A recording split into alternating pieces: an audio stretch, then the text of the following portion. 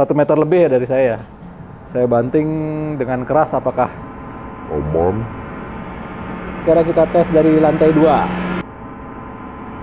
Kita mau coba tes rendam dalam air, apakah dia meledak atau enggak, atau kebakar. Sekarang kita tes bersama Mr. Wawan, tes short.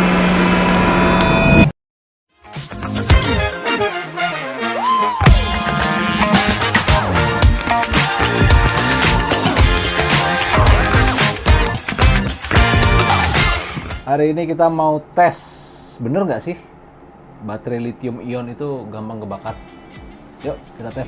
Sebenarnya terbakar itu entah pengalihan isu atau editan atau memang mungkin kisah nyata, ya nggak tahu ya. Tapi kita tes aja yuk biar kita paham lebih jauh lagi. Jadi di baterai lithium ion itu sudah ada baterai management system yang ngatur masalah charging, discharging. Nanti kita tes alat ini apakah berfungsi dengan baik mencegah terjadinya korsleting. Oke, di depan saya ini ada baterai baru nih ya. Sekarang kita mau tes baterai lithium ion untuk sepeda ini sampai sejauh mana kemampuan durability-nya untuk tidak sampai terjadi korsleting atau terbakar. Oke, jarak baterai ini sekitar 1 meter lebih ya dari saya. Saya banting dengan keras, apakah aman?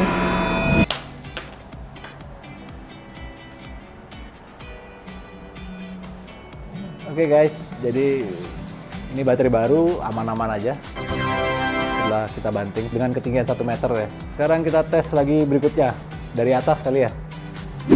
Oke, sekarang kita tes dari lantai 2 dengan baterai yang sama nih, yang sudah jatuh tadi. Ini baterai baru ya, tetap ya kita informasikan ini baterai baru. Kita lihat sampai mana nih durability, ketahanan baterai by Bengkel e-bike.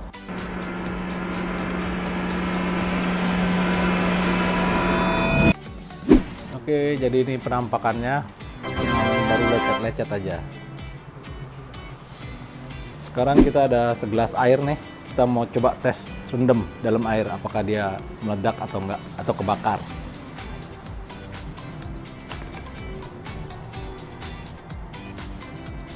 Oke, tidak ada reaksi. Kita tunggu, mungkin kasih waktu berapa menit ya? 5 menit.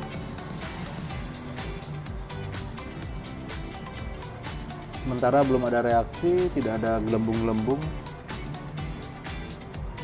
Temperatur gimana? Coba kita ambil temperatur ya. Ada kok. Oke, sekarang kita tes temperaturnya apakah mengalami kenaikan suhu. Yang ada baterainya nih di 29,2 derajat Celcius. Coba kita di gelas sebelah nih. Air yang sama.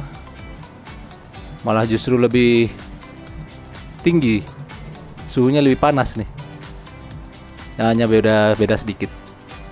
Mungkin karena bahan logam ya, nikel. Jadi dia lebih dingin dia. Karena cuaca lagi mendung sih hari ini, lagi hujan. Berarti tidak mengalami ini korsleting. Setelah kita rendam, masih tetap di 29 derajat 30 derajat. Sekarang kita tes, setelah kita siksa, kita rendam, kita banting bolak-balik. Sekarang kita tes voltasenya normal 4 volt, belum fully charge sih, fullnya di 4,2 volt. Sekarang kita mau tes pada baterai yang sudah kita rakit, kita konsletkan. Sekarang kita tes dulu voltnya. Oke, 35 volt tegangannya sekarang. Nah, jadi ada arusnya nih. Sekarang kita tes bersama Mr. Wawan nih. Kita tes short. Apa yang terjadi? Udah?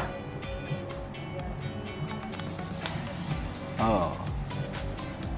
Udah. Ini artinya sudah cut off nih. BMS sudah cut off nih. Tidak ada lagi tegangan di sini. Dia memutus arus agar tidak terjadi kebakaran.